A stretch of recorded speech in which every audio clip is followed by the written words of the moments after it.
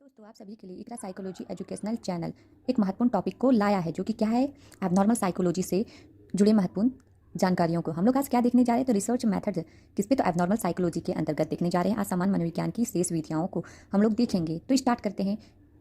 असामान्य व्यवहार या असामान्य मनोविज्ञान का विषय वस्तु अध्ययन करता है। इस असामान्य व्यवहार का वैज्ञानिक अध्ययन करने के लिए इस क्षेत्र के मनोवैज्ञानिकों द्वारा की गई विधियों का उपयोग किया जाता है जो कि निम्नांकित है। इसके अंदर 9 पॉइंट है, वो कौन कौन से हैं पॉइंट को देखते हैं। तो पहला पॉइंट है वो जो है परीक्षण विधि, जिसे इंग्लिश में कहते हैं ऑब्जर्वेशंस मेथड। दूसरा पॉइंट क्या है, प्रयोगात्मक विधि, जिसे इंग्लिश में कहते हैं एक्सपेरिमेंटल मेथड। तीसरा पॉइंट है नैदानिक केस अध्ययन विधि, क्लिनिकल केस स्टडी मेथड। चौथा पॉइंट है सहसंबंधात्मक विधि, कोऑर्डिनेशनल्स मेथड। पांचवा पॉइंट है अनुदैर्ध्य विधि, लॉन्गिट्यूडिशनल्स मेथड। छठा पॉइंट है क्या, अनुरूप या तुल्य एक्सपेरिमेंट।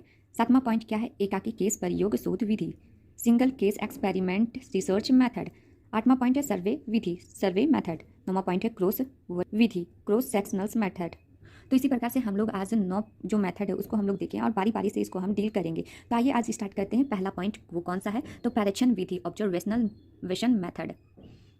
परीक्षण विधि के अंतर्गत क्या कहा गया है तो वो देखेंगे। परीक्षण विधि मनोविज्ञान की एक सामान्य विधि है तथा असामान्य मनोविज्ञान की यह एक विशिष्ट विधि है। यह एक ऐसी कर्मबद्ध विधि है जिसमें परीक्षक मानसिक रोग से ग्रस्त व्यक्तियों के व्यवहारों का परीक्षण निष्पक्ष या पूर्वग्रहित भाव से करता है। बाद में विश्लेषण करके उसके बारे में किसी निष्कर्ष पर पहुंचता है।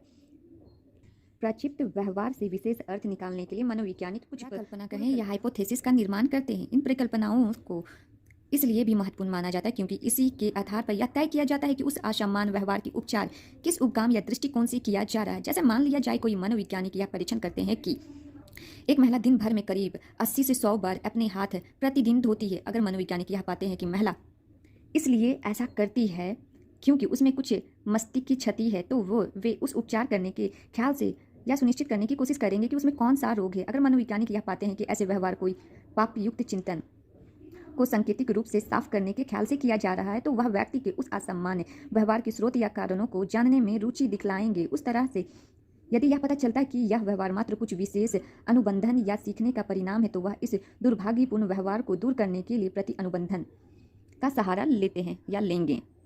परीक्षण विधि में यह है, अधिकतर अगर एक शॉर्टकट भाषा में कहें या शॉर्ट टर्म में कहें तो यह कहा जा सकता है कि ऑब्जर्वेशन। जब आप किसी से मिलते हैं तो आगे उसको ऑब्जर्व करते हैं कि वो इंसान कैसा है या बंदा कैसा है, उसे ऑब्जर्व करके समझते हैं। 2 सेकंड की ही नहीं कि हम जाते हैं तुरंत अनजान व्यक्ति से बात करने लगते हैं, आगे उसे ऑब्जर्व करते जानते हैं और समझते हैं। ये हुआ ऑब्जर्वेशन। और इसमें मेथड और असामान्य व्यवहार का बात कर रहा था, तो इसमें बहुत सारे एबनॉर्मल पेशेंट्स जो होते हैं वो इस तरह का व्यवहार करते हैं। महिला में ही नहीं, ये आदत पुरुष में भी देखने को मिला है। एक एग्जांपल ओबीसी जो पेशेंट होते हैं या ओसीडी पेशेंट, उनमें भी ये आदत देखने को मिला है। तो आते हैं अब आशा करती हूँ कि ये जो परीक्षण विधि है आपको समझ में आ रहा हो। कुछ कुछ ऐसी आदतें होती हैं। एक और एग्जाम्पल आपको बताते हैं। एक महिला थी, उसके एक छोटे बच्चे थे। वो अपने बच्चे को सोचती थी कि वो उसका बच्चा बीमार ना पड़ जाए, इसलिए वो अपने घर और सभी दीवार को धोते रहती थी बार बार कि उसके घर में वो बीमारी ना आ जाए, उसके बच्चे को ना फैल जाए। तो ये सब जो है असामान्य मनोविज्ञान या व्यवहार के अंतर्गत आता है। तो ये सब जो लक्षण देखने को मिलता है असामान्य व्यवहार में, इसे किस तरह से मनोवैज्ञानिकों ने अपना रुचि दिखलाते हुए किस तरह से इस व्यक्ति को उससे दूर किया जाए या उससे निकाला जाए, इस प्रकार के संबंध को उसमें हटाने की कोशिश करता है या इसे रोकने की कोशिश करता है। इसके बहुत सारे मेथड है उनका प्रयोग करके। तो इसी तरह से परीक्षण विधि में इंसान के साथ साथ हर चीज़ का एक लाभ अलाभ मतलब दोष गुण पाए जाते हैं। तो इसमें भी परीक्षण विधि में भी दोष और गुण पाए जाते हैं जो कि हम लोग देखेंगे। एडवांटेज देखेंगे असामान्य मनोविज्ञान में ऑब्जर्वेशंस मेथड के बारे में। इसमें लाभ क्या है, इस विधि में परीक्षक रोगियों के व्यवहार का जो कि प्रत्यक्ष रूप से परीक्षण कर आंकड़े संग्रह करता है, अतः प्राप्त परिणाम काफ़ी विश्वसनीय होता है। दूसरा पॉइंट इसका देखेंगे लाभ का, परीक्षण विधि द्वारा साधारण या गंभीर दोनों रूप से ग्रस्त रोगियों के व्यवहारों का अध्ययन किया जाना संभव है, अतः इस व्यवहार का तुलनात्मक रूप से कार्य क्षेत्र बड़ा है। अब इसके हम अलाभ को देखेंगे, दोष को, वो क्या है तो देखते हैं। इस विधि में आत्मनिष्ठता अधिक होती है। प्राय देखा गया है कि परीक्षक रोगियों के प्रति पहले से कुछ पूर्वग्रह अपने मन में रखते हैं जिससे उनका परीक्षण वैज्ञानिक नहीं हो पाता है। दूसरा पॉइंट देखेंगे दोष को मतलब डिसएडवांटेज का। इस विधि से सही अर्थ में लाभान्वित होने के लिए यह आवश्यक है कि परीक्षण अच्छी तरह से प्रशिक्षित हो। प्राय देखा गया है कि परीक्षण का कार्य प्रशिक्षित परीक्षक भी करने लगते हैं, जिससे इस विधि को दुरुपयोग होने की संभावना अधिक बढ़ जाती है। इसी प्रकार से ऑब्जर्वेशन मेथड जो होता है एबनॉर्मल साइकोलॉजी में, वो हम लोग आज देखे हैं। आशा करती हूँ कि ये टॉपिक आप लोग को समझ में आए। अगर आप लोग को समझ में नहीं आ रहा हो तो एक बार और दोबारा करके देखें तो आप लोग को क्लियर हो जाएगा। इतना ज़रूरी नहीं है कि आपको दोबारा पढ़ने की आवश्यकता हो। इसी प्रकार से मैं अपने टॉपिक को यहीं पे विराम करते हुए मिलती हूँ नेक्स्ट डे।